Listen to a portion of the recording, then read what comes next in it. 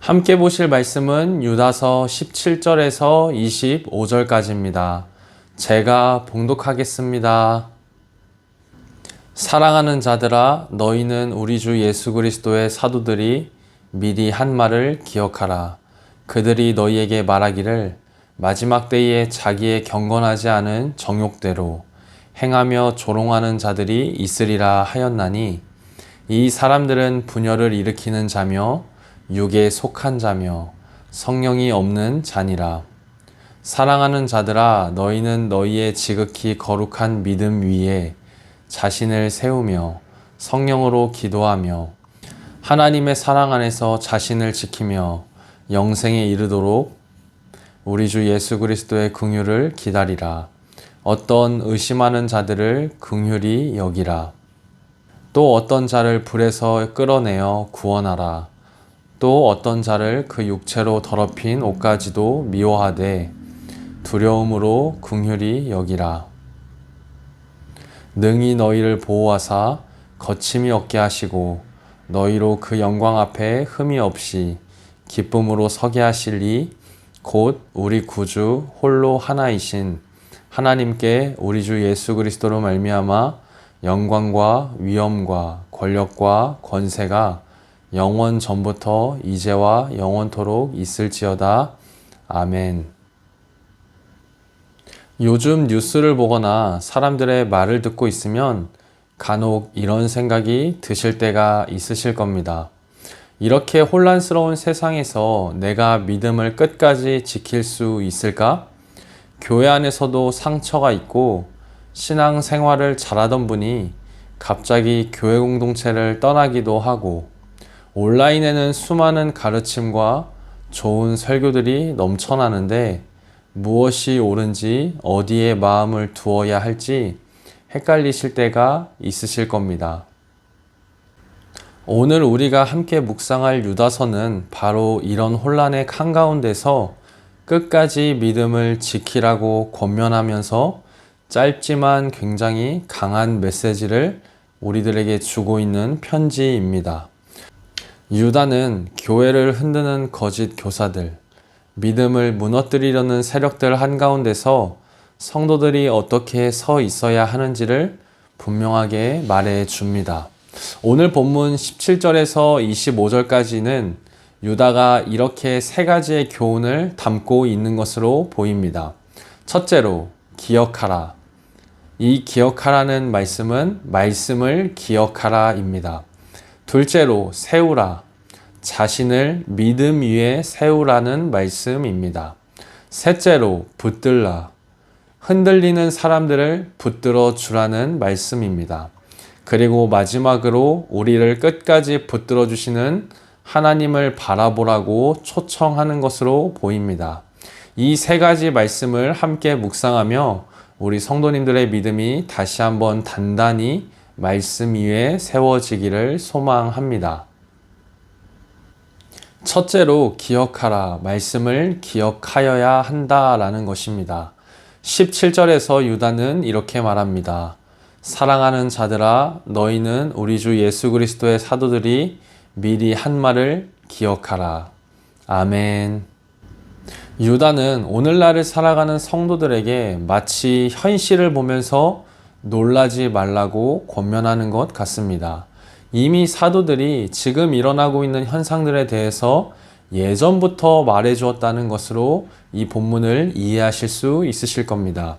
말세에 조롱하는 자들이 나타날 것이고, 자기의 정욕대로 행하는 사람들, 교회 안에 분열을 일으키는 사람들, 성령이 없는 사람들이 있을 것이다 라고 이미 경고되었습니다. 그래서 유다는 이렇게 말하는 것 같습니다. 그것이 이상한 일이 아니다. 이미 말씀에 다 나와 있던 일이고, 그러니 이 말씀을 기억해야 한다라고 오늘날을 살아가는 성도인 우리들에게 말씀해주고 있습니다.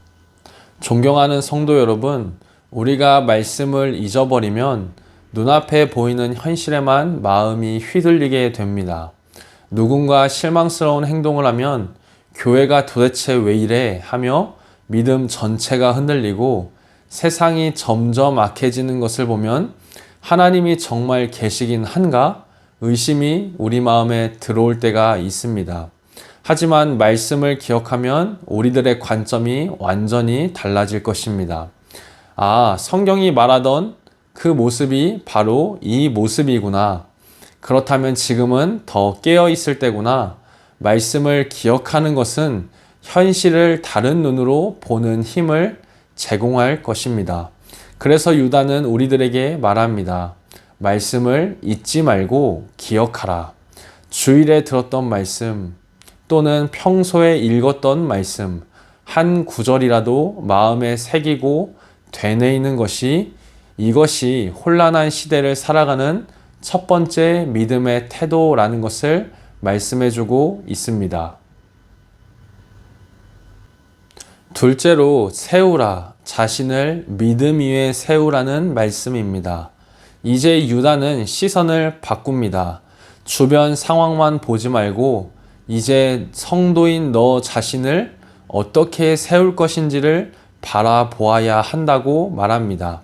20절에서 21절에 유다는 4가지 동사를 사용합니다.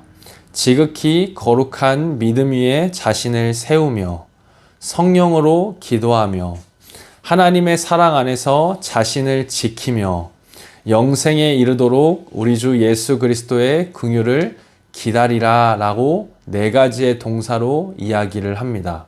이 4가지의 동사를 하나씩 짧게 세분화해서 묵상해 보도록 하겠습니다. 첫째로는 믿음 위에 자신을 세우라입니다. 지극히 거룩한 믿음 위에 자신을 세우라는 말씀은 우리의 신앙이 자동적으로 성장하지 않는다는 뜻입니다. 나이를 먹으면 자연스럽게 어른이 되듯이 신앙도 자동적으로 자라나는 것처럼 생각할 때가 있습니다. 하지만 유다는 이렇게 말합니다. 세워라, 내가 의도적으로 계속해서 세워가라. 말씀을 듣고, 말씀을 읽고, 말씀을 삶 속에서 적용해보고, 순종도 해보고, 실패하면 다시 돌아오고, 이 반복 속에서 우리는 믿음 위에 자신을 세워가야 한다고 유다는 말하는 것처럼 보입니다. 둘째로 성령으로 기도하라입니다. 성령으로 기도하며 라는 말씀은 형식적인 기도, 습관적인 기도만이 아니라 성령의 도우심을 구하며 드리는 기도를 말하는 것으로 성도님들께서 잘 알고 계실 겁니다. 기도할 힘도 없을 때 성령님, 제 마음을 도와주십시오. 어떻게 기도해야 할지 모르겠습니다. 이렇게라도 솔직하게 나아가는 것이 성령 안에서 드리는 기도의 시작이라는 것을 우리는 본문을 통해 확인하실 수 있으실 겁니다. 기도는 우리의 마음을 다시 하나님께 묶어두는 줄과 같습니다. 정신없이 흔들리는 하루 속에서도 기도의 줄이 끊어지지 않도록 우리 성도님들께서 그 줄을 꽉 붙드시길 주님의 이름으로 축복합니다. 셋째로 하나님의 사랑 안에서 자신을 지키라입니다. 하나님의 사랑 안에서 자신을 지키라는 말은 하나님이 나를 사랑하신다는 사실을 놓치지 말라는 뜻입니다. 우리는 쉽게 이렇게 생각합니다. 요즘 내가 기도를 못해서, 말씀을 못 읽어서 하나님도 나를 멀리 하시는 것 같다. 하지만 성경은 분명히 말합니다. 우리가 흔들려도, 우리가 세상에서 실패해도 하나님의 사랑은 절대로 변하지 않는다는 것을, 자신을 하나님의 사랑 안에 지킨다는 것은 내 감정이 아니라 하나님의 약속 위에 서는 것을 말합니다. 주님, 제가 부족해도 주님이 저를 끝까지 사랑하신다는 약속을 굳게 믿겠습니다. 라는 이 고백이 우리를 하나님의 사랑 안에 다시 머물고 느낄 수 있도록 도와줄 것이라고 생각됩니다. 넷째로 긍휼을 기다리라입니다. 마지막으로 영생에 이르도록 우리 주 예수 그리스도의 긍휼을 기다리라라고 말합니다. 우리는 지금 여기의 삶도 중요하지만 이 땅이 끝이 아니라는 사실을 잘 알고 계실 겁니다. 주님 다시 오실 날이 있고 우리를 온전히 회복하실 날도 있습니다. 그날을 바라보며 사는 사람은 지금의 고난과 혼란을 다르게 받아들일 수밖에 없을 것입니다. 지금은 과정일 뿐이며 마지막은 주님의 긍휼과 영광이 우리를 기다리고 있다라는 이 소망이 있을 때 우리는 포기하지 않고 다시 일어설 수 있게 될 것입니다. 셋째로 붙들라, 흔들리는 사람들을 붙들어 주라는 말씀입니다. 유다는 우리의 시선을 마지막으로 다른 성도들에게로 돌립니다. 22절에서 23절에 유다는 이렇게 말합니다. 의심하는 자들을 긍휼히 여기라.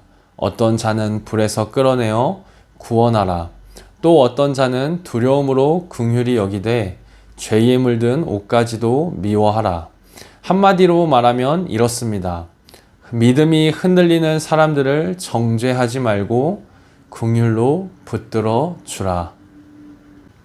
그러나 죄는 미워하고 거리에 대한 경계는 분명히 하라.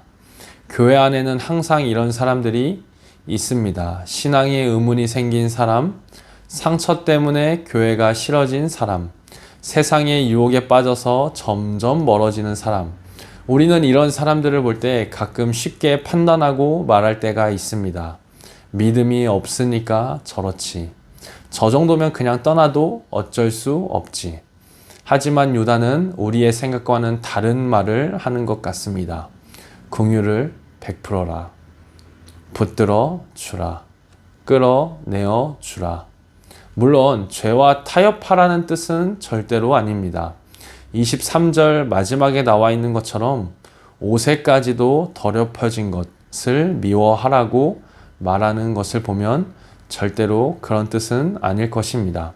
죄는 분명하게 미워하되 그 사람 자체를 포기하지 말라는 뜻으로 이해가 될 것입니다.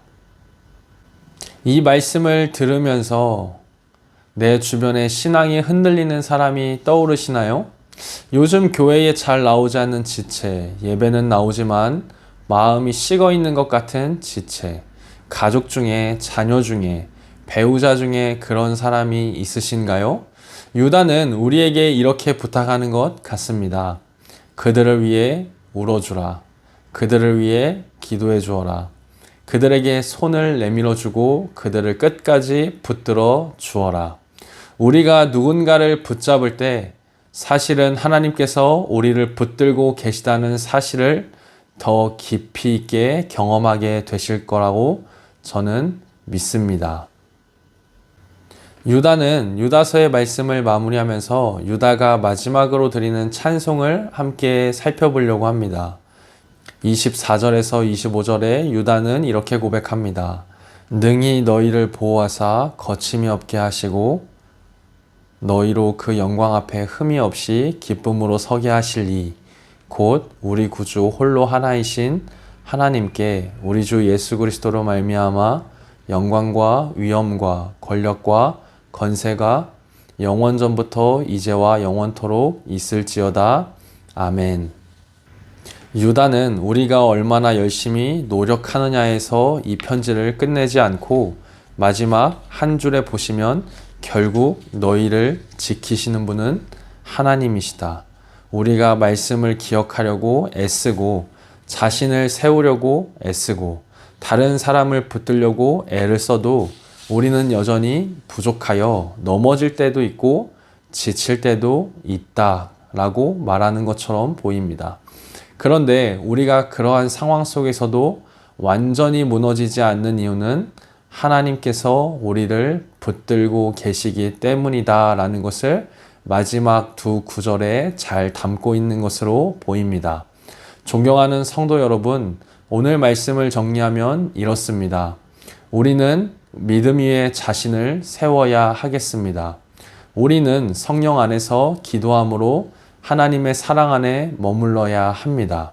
그리고 우리는 주님의 긍휼하심에 기대어서 소망해야 합니다. 그리고 마지막으로 붙들어 주어야 하겠습니다. 내 옆에 있는 교우들과 가족들과 이웃들을 먼저 붙들어 줄 수 있는 우리 모두가 되시길 주님의 이름으로 축복합니다. 그렇게 우리가 함께 할 때 나만 아닌 우리 모두가 흠없이 영광 앞에 우리 모두를 세우실 그 하나님을 바라보게 될 줄 믿습니다. 살아계신 하나님, 흔들리는 시대를 살면서 우리 모든 성도님들이 유다서의 말씀을 기억하고 믿음 위에 자신을 세우며 흔들리는 이웃을 붙드는 성숙한 신앙을 갖고 이 세상을 살아가는 하나님의 사람들 다 되게 하여 주옵소서. 무엇보다도 우리를 끝까지 지키시는 주님만 바라보게 하시고 우리의 삶의 마지막 날까지 하나님을 향한 믿음을 잃지 않고 영광스럽게 다시 오실 주님만 바라보며 재림의 신앙을 갖고 살아가는 우리 모두가 되게 하여 주옵소서. 예수님의 이름으로 기도드립니다. 아멘.